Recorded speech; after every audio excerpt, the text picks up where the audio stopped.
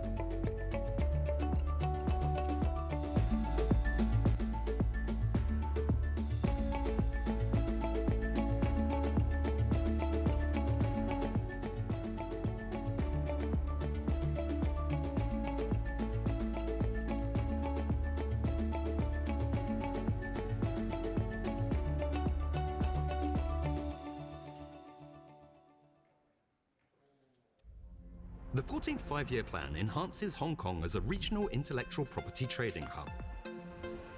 Hong Kong has a sound legal system, top professional services, and robust intellectual property protection, bringing business opportunities to all.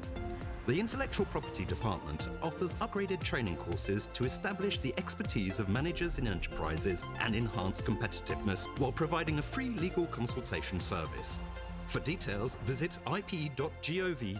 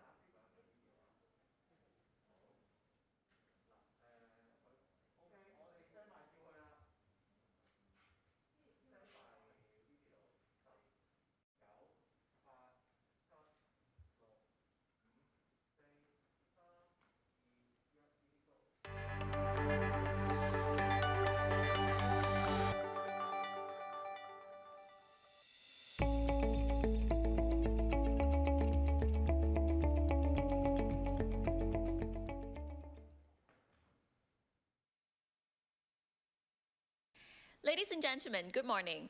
My name is Patricia, and I'm pleased to be your MC today. Welcome to the 11th edition of the Business of Intellectual Property Asia Forum, jointly organized by the Hong Kong SAR government, the Hong Kong Trade Development Council, and the Hong Kong Design Center. The forum has grown to become an anchor event in the region and links IP industry players from all over the world. With this virtual experience of participation, you continue to stay connected to discuss the latest developments in the IP world and to explore business collaboration opportunities. 欢迎来到亚洲知识产权营商论坛。开幕式将以英语及普通话进行，大会设有英语及普通话同声传译服务。你可以通过视频框旁边的菜单选择收听现场英语声道或普通话声道。 The forum is conducted in English, but some of the speakers may present in 普通话。Simultaneous interpretations in English and Putonghua are available. You can choose to hear the English or Putonghua by using the pull-down menu next to the video screen. To kick off our forum, Ms. Margaret Fong, Executive Director of the Hong Kong Trade Development Council, will give her welcome remarks. Let's hear from Ms. Fong. Chief Executive, Commissioner Shang, Director General Tang, distinguished guests, ladies and gentlemen, welcome to the 11th Business of IP Asia Forum. We live in a time of tremendous innovation and exponential technological development.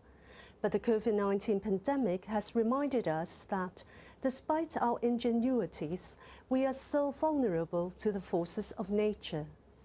This has underlined the importance of sustainability, which will become an increasingly pressing concern for businesses and economies as the world seeks more balance, stability, and resilience. It has also underlined the importance of innovation in solving global challenges. From medical breakthroughs and health tech to communications technology, never before has a global pandemic been met with such an arsenal of effective tools. With innovation as the key to effective sustainability, the IP industry has an important role to play in solving global challenges, such as climate change and new pandemics.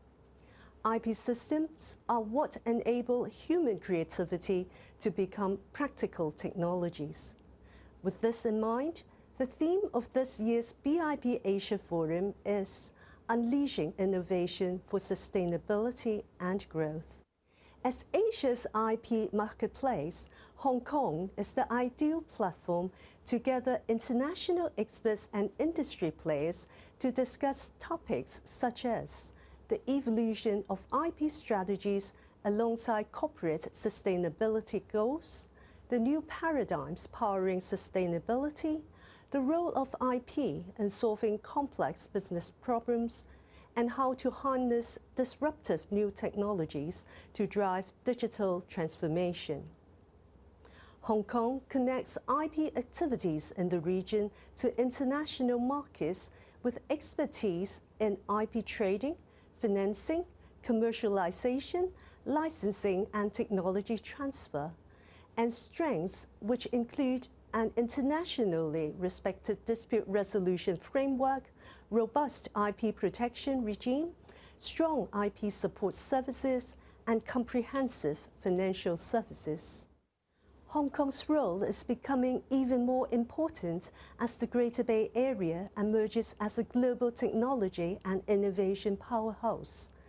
This year's forum will explore cross-border commercialization in the Greater Bay Area, as well as the opportunities for Hong Kong arising from China's 14th Five-Year Plan, which supports the city's role as a regional IP trading center. To ensure you get the best insights and expertise, we have invited international speakers and panelists from a diverse range of backgrounds, including IP leaders from multinational corporations, legal experts, financiers, government bodies, techpreneurs, and startups, including a game-changing Hong Kong unicorn. I would encourage participants of the BIP Asia Forum to also join the other online events we are holding in December, including HKTDC Entrepreneur Day and HKTDC Smart Biz Expo. These events will help you discover technologies, platforms, models, and partners to support your business growth. I would like to express my gratitude to our fellow organizers, the Hong Kong Special Administrative Region Government and Hong Kong Design Center. Thank you for joining the 2021 BIP Asia Forum. I wish you a rewarding event and success in the year ahead. Thank you. Now, the Honorable Mrs. Carrie Lam Cheng Yu Ngo, the Chief Executive of the Hong Kong Special Administrative Region of the People's Republic of China, will deliver her opening remarks. Let's hear from the Chief Executive. Ladies and gentlemen, good morning from Hong Kong and good day to those who are joining us from other parts of the world. For the second year in a row, Business of Intellectual Property Asia Forum is being held largely online because of the COVID-19 pandemic. That said, concurrent satellite sessions are taking place in Guangzhou, Beijing, and Shanghai. The mainland sessions are in venue with live panel discussions between speakers in Guangzhou and Shanghai and those here in Hong Kong. I warmly welcome our mainland friends to this year's event.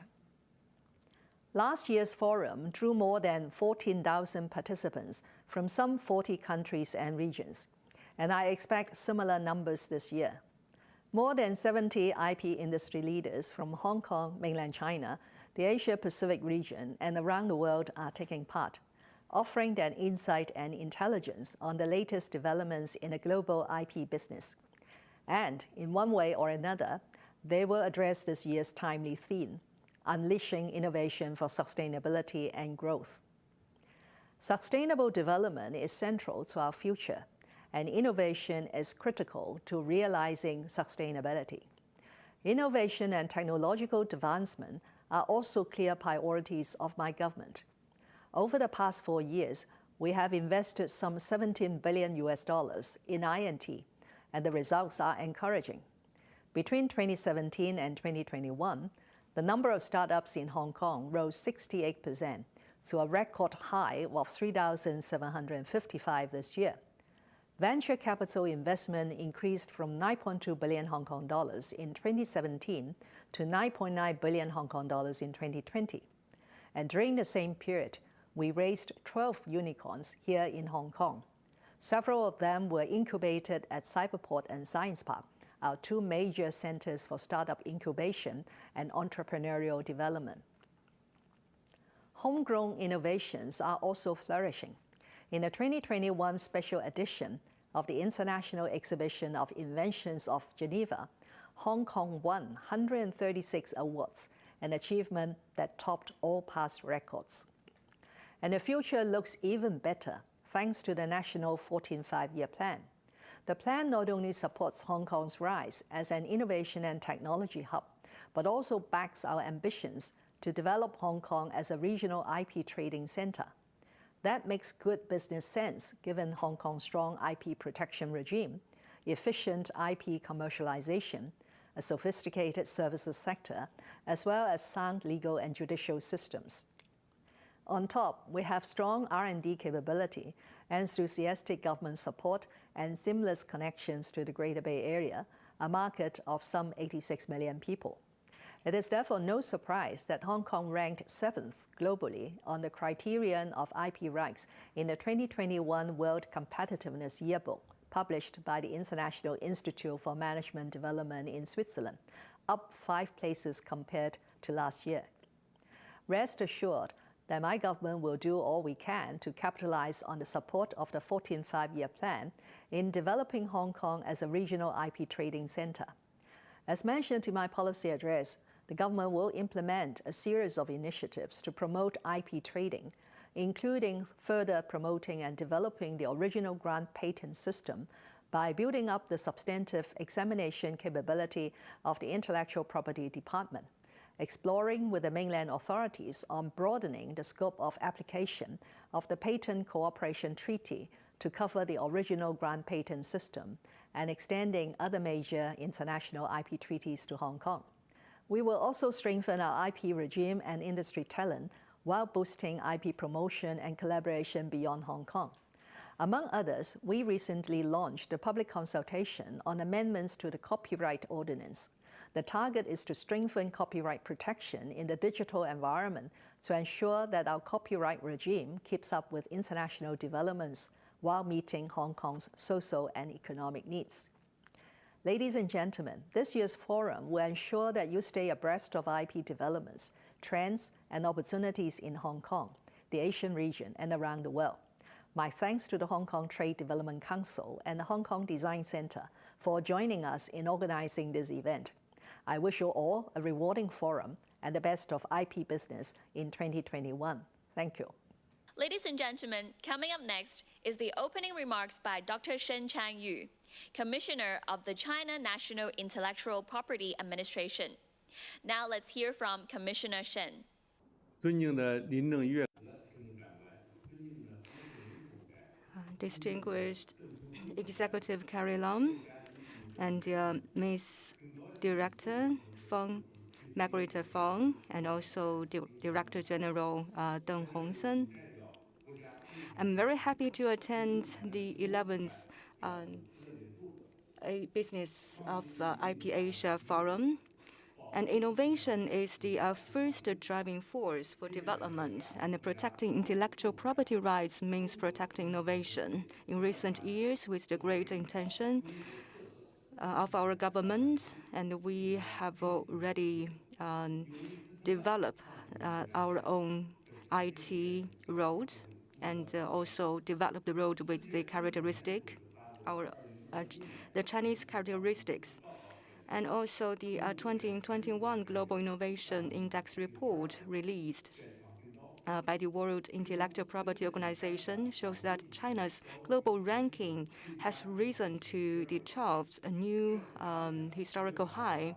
And Shenzhen, Hong Kong, Guangzhou region ranks the second among the best science and technology cohort in the world. At present, the unprecedented changes in the world and also the global pandemic of COVID-19 had impacted all of us. So in order to give a full play to the important role of the IP, the state has successively issued the outline of building a powerful country with intellectual property rights 2021 to 2035, and also the 14th five-year plan for the protection and application of IP. It is proposed that by 2025, the construction of an IP will achieve remarkable results. And by 2035, China's comprehensive IP competitiveness ranks among the top in the world. And the Chinese IP has basically been built as one of the regions with the highest degree of openness and the strongest economic vitality. The central government is very concerned about the innovation and development of Guangdong, Hong Kong, Macau, and the Greater Bay Area, and especially Hong Kong SAR. And the President Xi has made important instructions many times. And also, for this is important.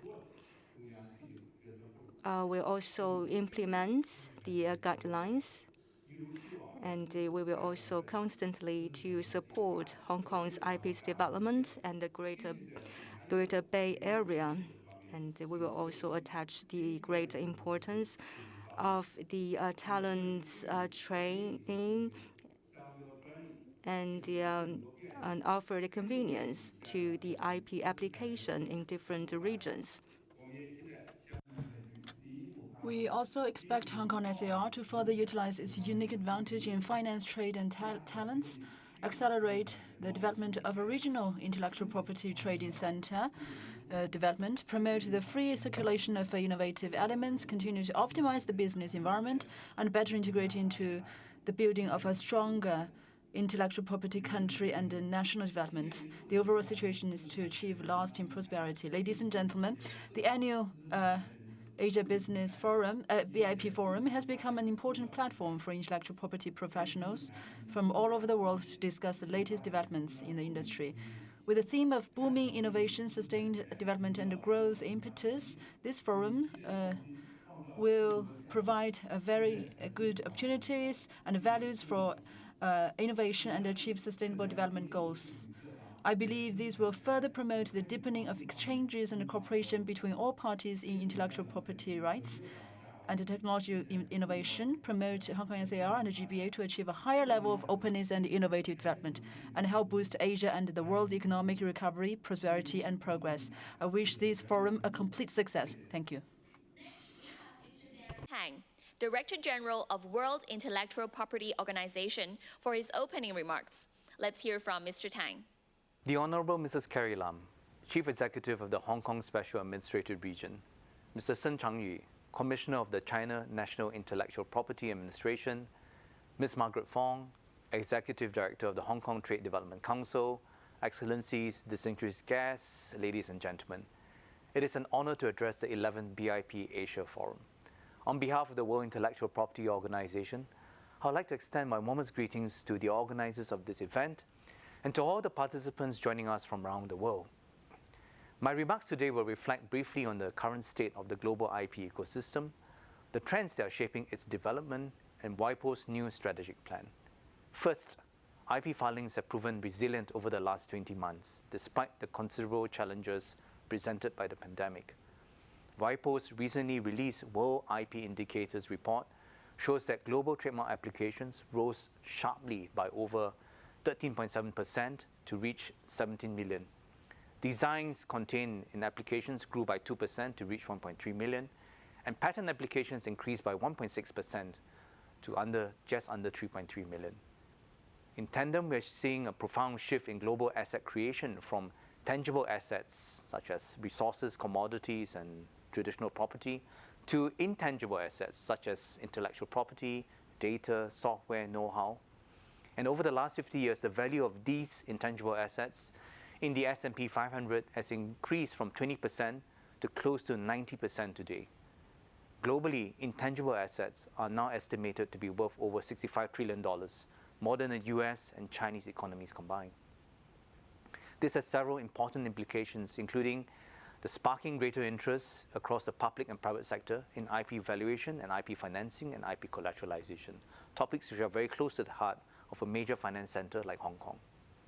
But more fundamentally, the resilience in IP filings and the rise in intangible assets underscores that even in the midst of the deepest economic downturn of modern times, IP and innovation and creativity is becoming more important to more countries around the world. This is especially true in Asia, which is now the main engine of global IP growth. 10 years ago, 5 in 10 IP filings originated from Asia.